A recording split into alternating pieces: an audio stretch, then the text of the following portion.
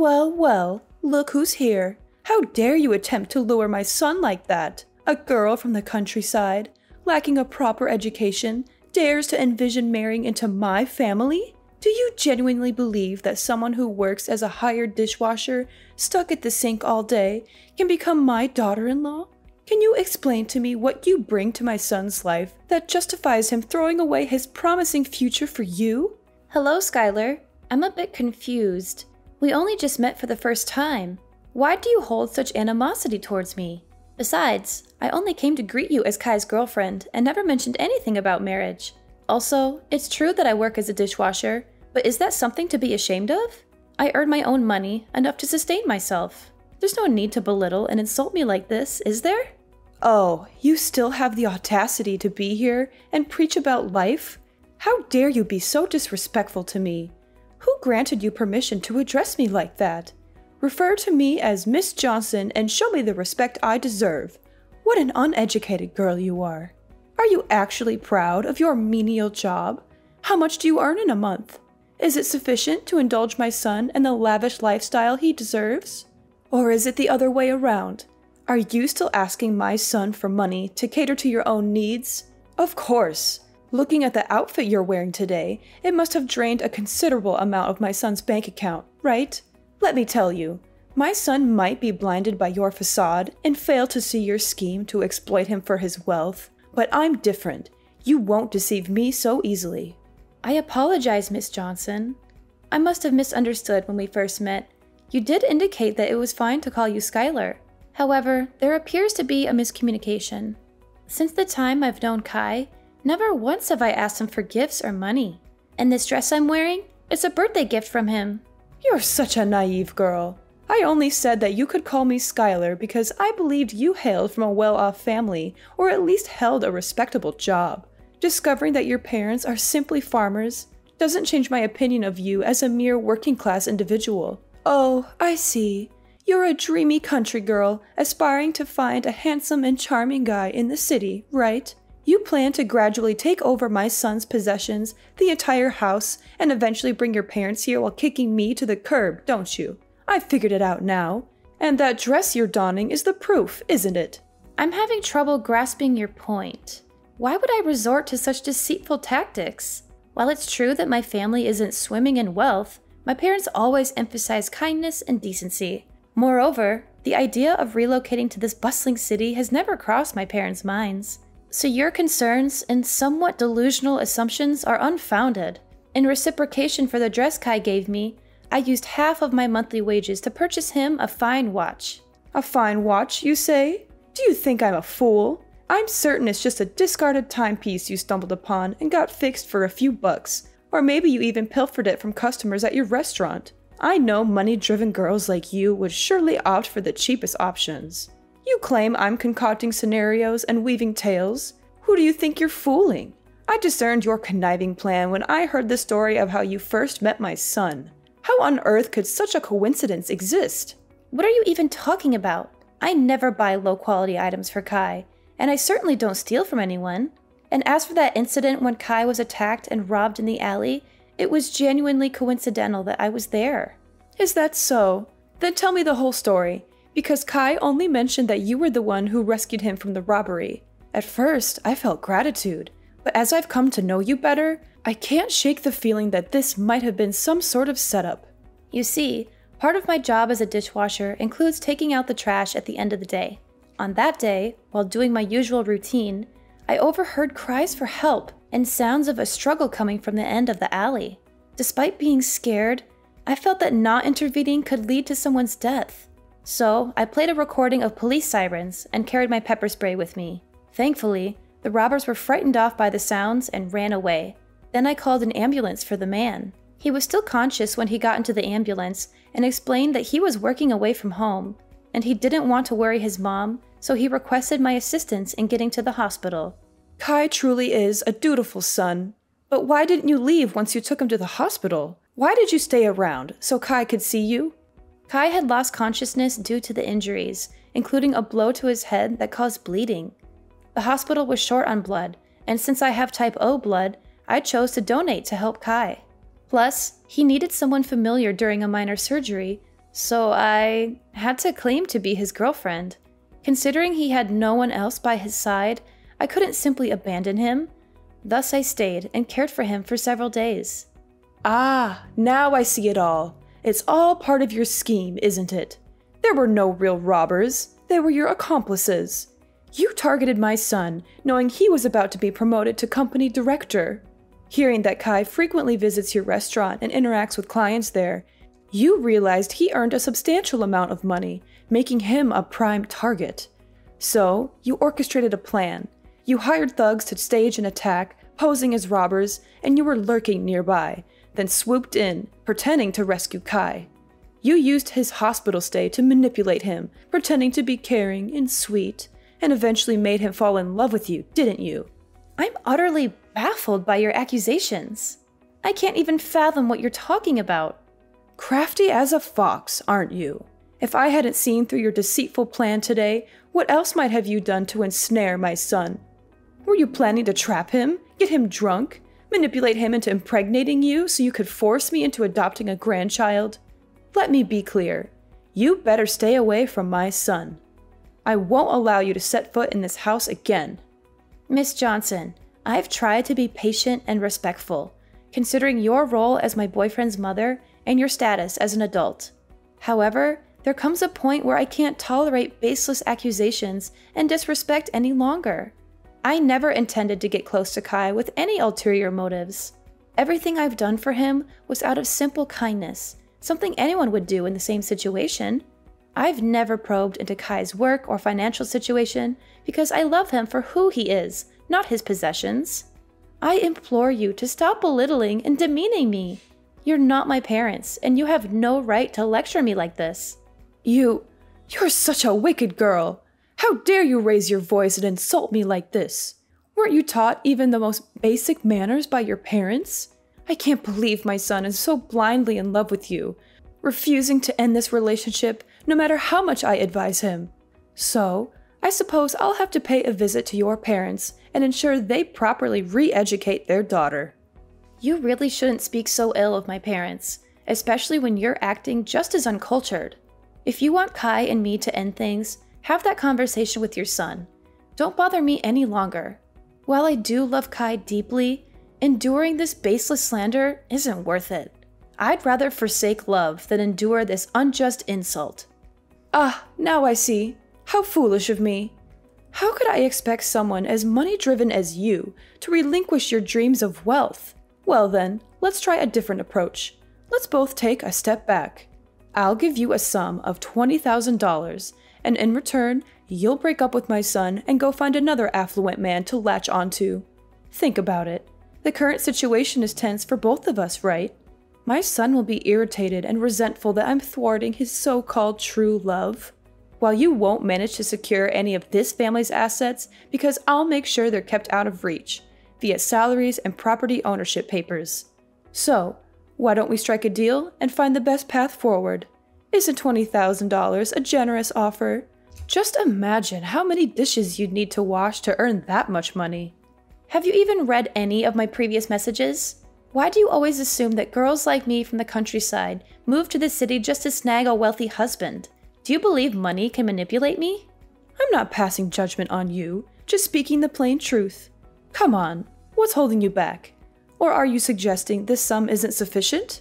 You certainly know how to put a price on things. Very well, let's consider this. You're also the one who saved my son's life. Would $20,100 suffice? Frankly, that's already quite excessive. I can't possibly increase the offer. Your attempts to manipulate the situation won't succeed either. Kai and I share a genuine connection that transcends materialistic notions. I refuse to let your misconceptions taint our relationship. If you truly care about your son's happiness, try to understand him and his choices rather than trying to control his life through money. Oh, spare me the self-righteousness. It's clear you're more interested in my son's wealth than you'd like to admit. My offer is more than generous, considering your background. You're playing hard to get, but remember, my patience isn't endless. I won't stand by and watch my son get manipulated and deceived by someone like you. This is your chance to secure a comfortable future for yourself, and all you have to do is walk away. If you're feeling shy about it, consider it a gesture of appreciation for the time you spent looking after Kai. I have no reason to be shy, nor do I need your money. My actions were driven by care for Kai, not some ulterior motive. Your assumptions about my intentions are both offensive and baseless. Oh, come on now. No need to put up a front. If you're too proud to accept it as payment, think of it as a token of gratitude for taking care of my son during his time of need. If you insist on this, fine.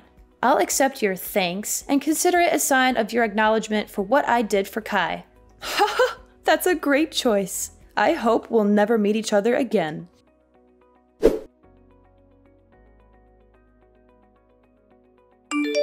Edna, oh my dear girl, why haven't you visited me all week? You have no idea how much I've been looking forward to seeing you again. Miss Johnson, why are you suddenly getting in touch? Didn't you make it clear the last time that you wanted me to stay away and not contact you? This change in attitude is surprising. Oh, come on. Why the formalities? Miss Johnson? Aren't we much closer than that? Call me Skylar. No, wait. Even better. Call me your mother-in-law, my lovely daughter-in-law. Over the past week, I've been reflecting a lot on how I misjudged you. I've heard stories about your kindness from Kai, and he's quite upset with me for the way I treated you. After much consideration, I realized that you're the daughter-in-law I've always wanted. Miss Johnson, are you being sincere? I'm finding it a bit hard to believe all of this so suddenly. Edna, Skylar, please. If you keep up with the formalities, I might just get mad at you. All right, Skylar. But what's the reason behind contacting me today? Well, I heard Kai mention that you're still renting a place, right? The thought worries me. Coming home late from work and being alone, isn't that risky? There are potential dangers, and you never know who might be lurking around. Or, have you considered moving in with us? I mean, I do have a spare bedroom. If you come here, I can take care of you, cook for you, and Kai can help with transportation to work. It's true that living alone can be a bit unnerving sometimes, but on the flip side, I feel a sense of independence. Moving into your house might not be the best move, especially since we're still relatively new to each other. And didn't you previously worry about me trying to take advantage of your family's wealth? Why the sudden change? Haven't I explained that already? I truly see you as my daughter-in-law. You know, Kai is my only son, and I always wished for a daughter-in-law I could love like my own. From the moment I met you, I felt a connection. I must admit, the tough act I put on was just a test to see if you'd prioritize money over my son. But now, I'm convinced you're a wonderful girl, a perfect match for my son. And remember, sooner or later we'll all be one family, so there's no need to be shy. I still sense some uncertainty in all this. Edna, let's put aside what I said before. It's something all mothers do, just a protective measure to ensure their child's happiness. Trust me, Edna, and don't worry about my earlier words. Move in with us, with me and Kai. Do you know how much it pained me to notice calluses and roughness on your hands when I touched them? Living on your own, you might not be taking the best care of yourself, right? Besides, you've mentioned your love for Kai before. Wouldn't you want a more committed relationship with my son? Skylar, I appreciate your apparent change of heart and your offer, but I must admit, this sudden shift in attitude raises some suspicions. I need time to process everything. Don't be so cautious, dear. This is an opportunity for you to secure a better life. You'll be embraced wholeheartedly into the family. Now, on to another matter. You've won a fortune, Edna. What are you still doing, toiling away at your job? Why not indulge in the luxury your winnings can offer? Hold on, what are you talking about? What winnings? Stop the act. I'm not in the dark anymore. I overheard Kai talking to you yesterday. About the lottery. You won, didn't you? Ah, that's what this is about. Yes, it's true. I won the lottery. I knew it! I had a hunch about your potential, and you snagged the jackpot. Let's see, over $100 million, even after taxes, you're left with around $60 million, am I right? Incredible! That sum could secure a lavish life for my son and me. So, have you collected your winnings? Not yet. I'm planning to do that this weekend. I thought I'd use part of it to treat Kai to a special meal. A special meal with hundreds of millions? You're more frugal than I thought. So what's the plan for the rest? Self-indulgence? Or will you consider getting something for me, your prospective mother-in-law? I hadn't quite considered that angle. In that case, yes, I can allocate half of the winnings to you, as a gesture of appreciation for acknowledging my relationship with Kai. Half, huh? That's fascinating. Half of $60 million, around $30 million? Astonishing! What am I going to do with all that wealth? Edna, you truly are shaping up to be a valuable future daughter-in-law. Wait, $30 million? That doesn't make sense to me. Save your excuses. You said you'd give me half of the winnings, and half is $30 million. But let's not get sidetracked. Why aren't you claiming your prize immediately? I have my eye on a list of luxury items that are calling my name. It's a dream come true, shopping without a care about the bill. Skylar, could you please pause and listen to me for a moment? Edna, I'm swamped right now. If you have something to say, can it wait? I've got shopping dates with friends, and I need to relish this newfound shopping spree. Anyway, don't forget to move in. That way I can keep my eyes on your lottery ticket. Catch you later. And once you have the winnings, just transfer the amount to me as promised. Skylar, please wait. Listen to me. Skylar? Where are you?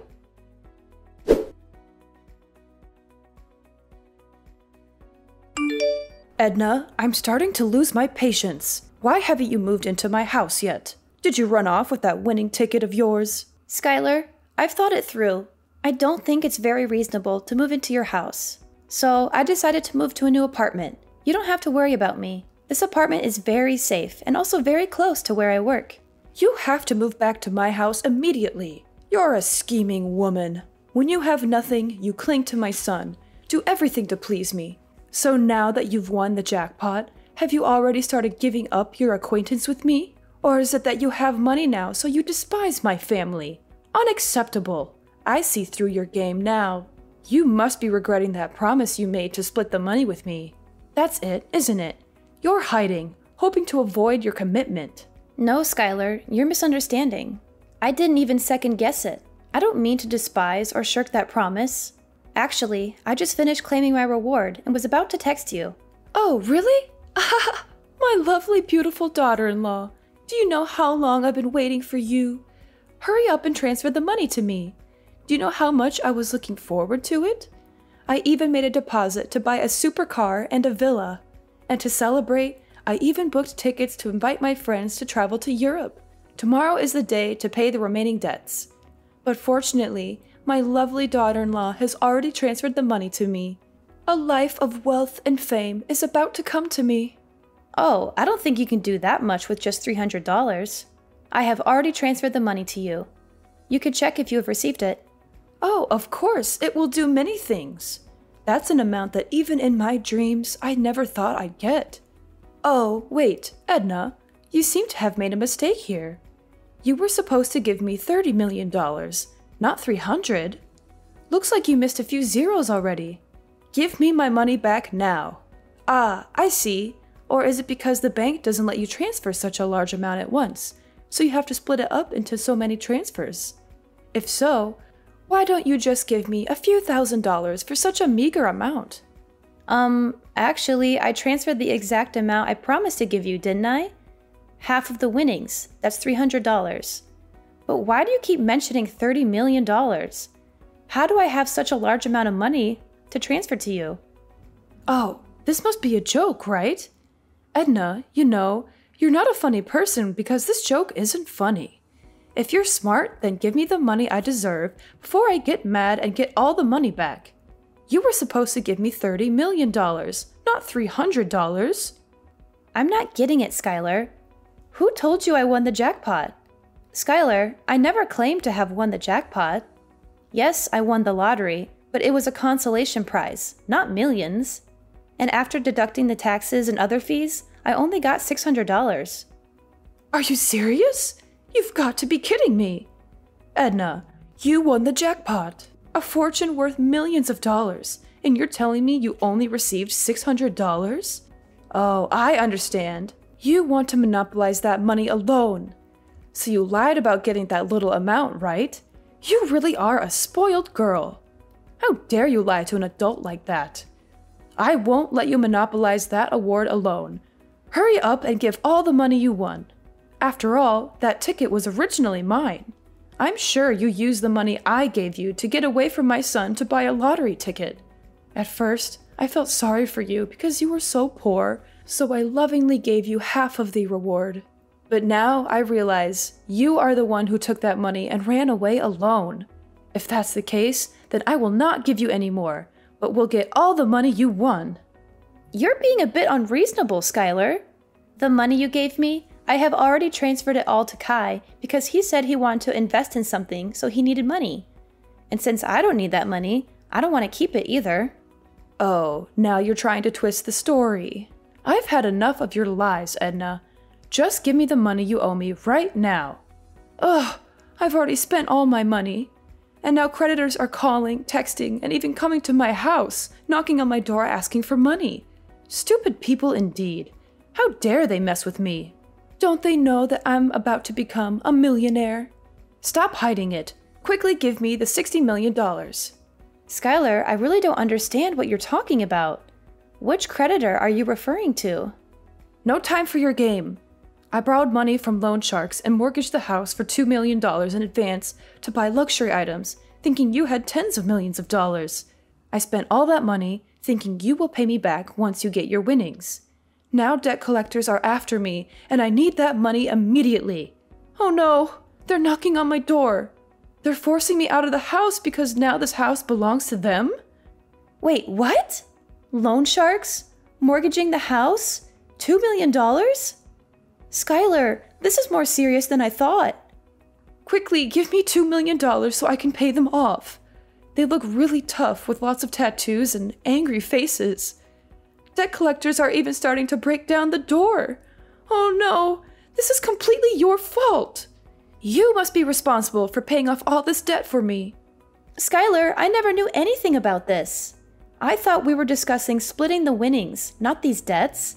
I never said I'd give you a few $1,000,000 or anything like that. I never said I won the jackpot, did I? And I certainly didn't ask you to spend money on frivolous things. It's all because of your own illusions. So this is completely your fault, not mine. You should be responsible for your own thoughtless actions.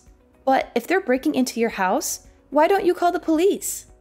How can you deny the whole responsibility like that? Why didn't you make it clear to me from the beginning, but be vague and make me misunderstand? Why didn't you stop me when you heard me talk about buying so many things? I understand. It's all your trap. You made me spend all my family money and debt because you know you won't get another chance to take over my family's property. So you made me bankrupt myself. You really are a cunning woman. How can I call the police? Because they have a promissory note that I signed myself. And there's a clause in it that if I don't pay on time, this house will belong to the creditor. Besides, if I call the police, won't the neighbors know about this embarrassing thing? No, that would ruin my reputation. Edna, I don't have time to talk bullshit like this. The creditor is breathing down my neck. I need that money now. Don't you dare call me names, Skylar. I won't take responsibility for your mistakes. You took advantage of me just like you thought I was using you. You have no idea what responsibility means, do you? Now you're drowning in your own mess, and you expect me to bail you out? You're delusional. Edna, please, I'm begging you. I'm trapped in a nightmare of my own making. If Kai finds out about this, he'll never forgive me. He'll hate me forever. I don't have any money left. I've squandered it all. I don't know what to do. The debt collectors are relentless, and I'm drowning in this mess. Skylar, you brought this upon yourself. You manipulated and deceived me. And now you expect me to rescue you from your own recklessness? Why should I help you after everything you've done? I know I don't deserve your help, Edna, but I'm out of options. If you pay off this debt, I promise I'll make things right. Please help me. I'll accept you as my daughter-in-law. I'll change. I'll become a better person. Please, Edna, Give me a chance to fix this mess I've created. Skylar, I understand you're in a difficult situation, but I can't take responsibility for a debt that you owe to someone else. This is a situation of your own making, and it's not my place to fix it for you. You need to face the consequences of your actions and find a way to resolve this on your own. Skylar, I've already made my decision. I don't intend to be your daughter-in-law. Our interactions have shown me that our relationship wouldn't be healthy. Your constant criticism, disrespect, and attempts to manipulate me are not qualities I want in a mother-in-law. Edna, please! I'm terrified right now. Debt collectors are at my door and they're looking for me. I'm hiding under the bed as I'm texting you. They're demanding the money and I don't know what to do. I'm scared for my life, Edna. Please, you're the only one I can turn to.